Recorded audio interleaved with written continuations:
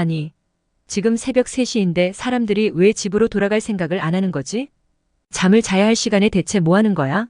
한국 사람들만 이러고 있네. 미국이나 특히 남미 국가에서는 상상도 할 수 없는데 한국에서는 여성들이 아무렇지 않게 밤늦게까지 사람들과 어울리며 돌아다니는 것이 너무 신기했습니다. 어떻게 이게 가능할까?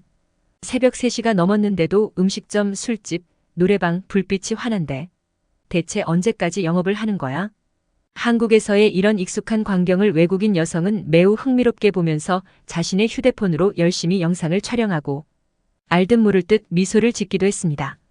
그녀는 무슨 이유로 한국에 왔을까요? 오늘 들려드릴 사연은 미국인 수잔 제이 씨가 제보해 주신 이야기와 SNS 내용을 바탕으로 재구성된 이야기입니다. 영상을 시작하기 전에 구독과 좋아요는 영상 제작에 큰 힘이 됩니다. 안녕하세요.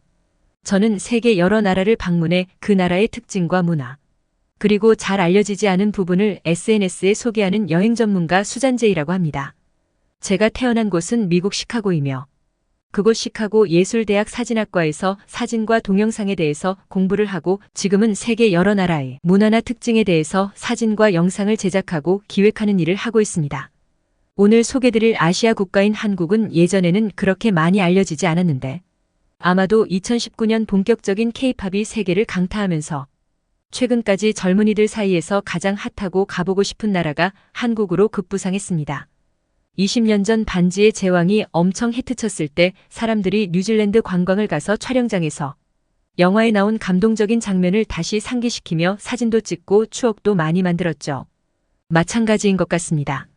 한국의 문화 콘텐츠가 세계 젊은이들의 우상으로 우뚝 서면서 이제는 영상이나 사진에서 보는 것을 만족 못하고 직접 와서 체험을 하고 싶은 사람들이 너무 많이 생긴 것 같았습니다. 저 역시 콘텐츠를 기획하고 생산하는 입장에서 한국이라는 나라에 대해 좀 더 구체적이고 자세하게 콘텐츠를 만들어 사람들에게 알리고 싶었습니다.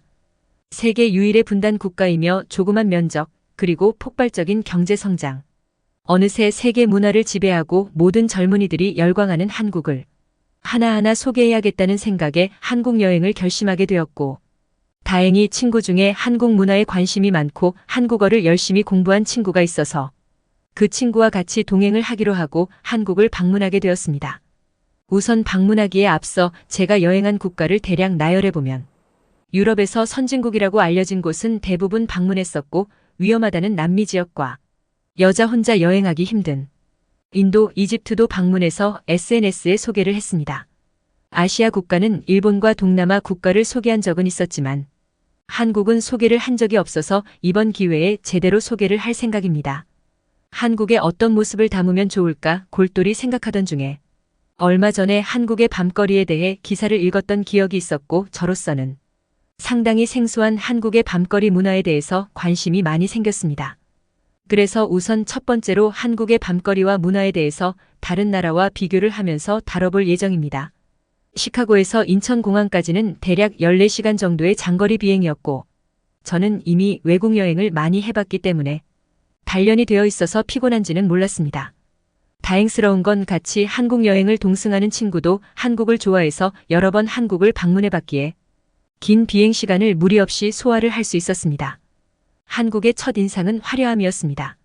입국하는 인천공항의 시설과 여러 가지 인프라가 너무 완벽하게 좋아서 세계 여행을 많이 다녀보면서 각 나라의 공항을 많이 접해봤지만 단연코 한국의 인천공항이 가장 크고 깨끗하고 화려했습니다. 물론 시설도 완벽했고요. 저와 친구는 10일 정도 여행할 목적으로 한국에 왔고 우선 서울에서 3일 정도 머무르고 다른 곳으로 이동해서 일정을 소화하기로 했습니다. 저희는 서울 대표 명소로 불리는 홍대 거리 근처에서 숙소를 잡고 식사를 하며 저녁 시간까지 있었습니다. 서울의 홍대 거리에서 참 놀라웠던 건 각 나라에서 온 외국인들이 무척 많았다는 겁니다. 프랑스어, 독일어, 영어 각 나라의 언어가 제 귀에 많이 들렸고 자연스럽게 어울려 즐기고 있었습니다. 한국에 오기 전 들었던 진짜 저게 가능할까라는 한국의 밤거리 문화는 확실히 충격적이었습니다. 한국의 밤거리 문화를 얘기하기 전 우선 제가 알고 있던 다른 나라들의 밤거리에 대해서 말을 해보겠습니다. 남미 국가인 브라질에 갔을 때는 오후 5시 이후부터는 강도 도둑들이 많아서 위험하다며 밖으로 외출을 하지 말라던 가이드의 설명이 있었고 실제로 6시 이후는 사람들이 거의 다니지 않았습니다.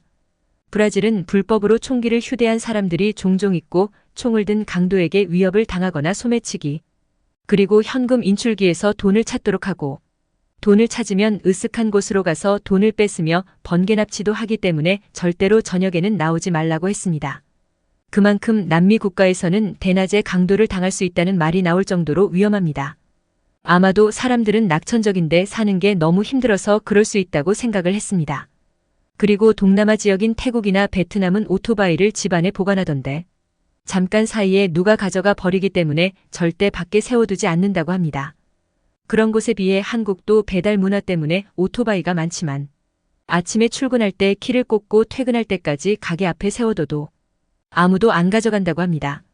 정말 비교되죠? 유럽의 선진국인 프랑스와 독일은 밤거리는 대략 이렇다고 보시면 됩니다.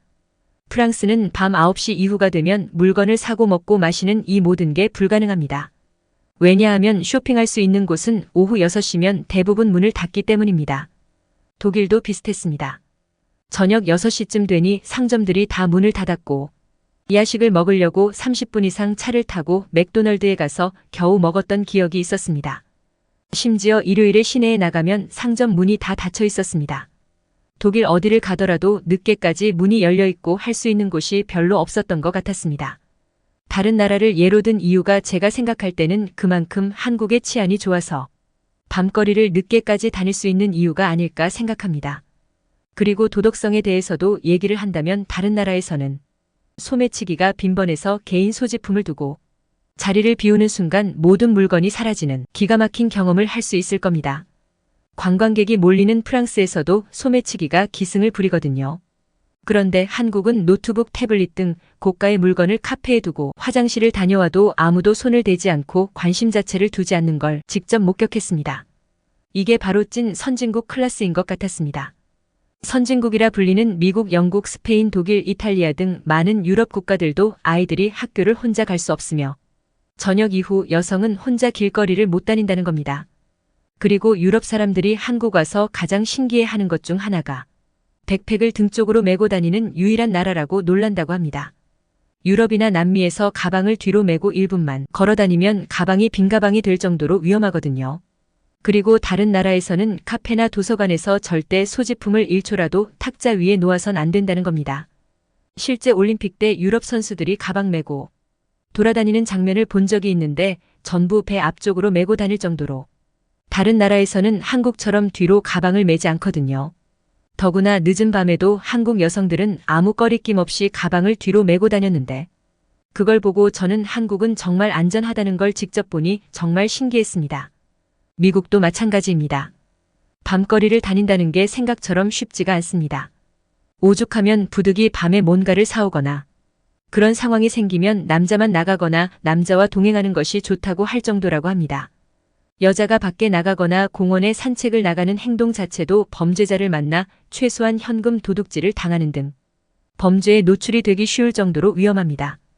제가 세계 여행을 자주 가기 때문에 부모님은 항상 걱정을 하셨는데 이번 여행은 한국으로 간다고 하니 전혀 걱정을 하지 않으셨습니다. 그만큼 한국은 안전하다고 생각하셨던 것 같았습니다. 한국은 아무리 밤이라도 아무 때나 뭔가를 살 수도 있고 놀고 싶으면 언제든지 놀 수가 있었습니다. 먹고 싶거나 술을 마시고 싶어도 언제든지 가능하고 그게 한밤중에도 전혀 문제가 없다는 것이 너무 좋고 신기했습니다. 또 하나 놀라웠던 건 새벽 3시쯤 되어도 사람들은 계속해서 음식점이나 술집, 노래방으로 움직이는 게 보였고 가게들도 멈추지 않고 계속 영업을 하는 게 신기했습니다. 물론 주위에 종이 전단지며 쓰레기도 많이 보였고 술에 취해서 싸우는 사람도 있었지만 큰일 날 정도로 문제가 심각한 것은 없어 보였습니다. 같이 동행을 한 친구가 한국의 모든 밤거리가 이런 건 아니고 시내 중심가 또는 사람들 일 많이 모이는 곳만 이렇다고 얘기를 해줬습니다. 아무리 그렇다고 해도 이렇게 나처럼 자유롭게 다닐 수 있는 곳은 저는 본 적이 없었던 것 같습니다. 더구나 새벽까지 편하게 다닐 수 있는 나라가 과연 있을까요? 또한 밤늦게까지 하는 병원들도 있었고 야간에 머리를 해야 하는 사람들을 위해서 미용실 영업을 하는 곳을 보고 너무 신기했습니다.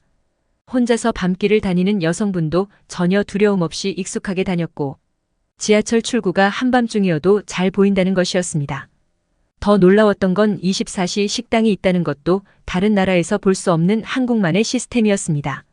그리고 다른 나라에서는 좁은 골목이나 으슥한 곳은 위험해서 절대로 가지 않는데 한국은 그럴 필요가 없는 게 골목마다 불빛과 CCTV 그리고 숨은 술집들과 음식점들도 있었거든요. 신기하게도 그 좁은 골목 음식점에도 사람들이 많았고 전혀 위험하지 않았습니다.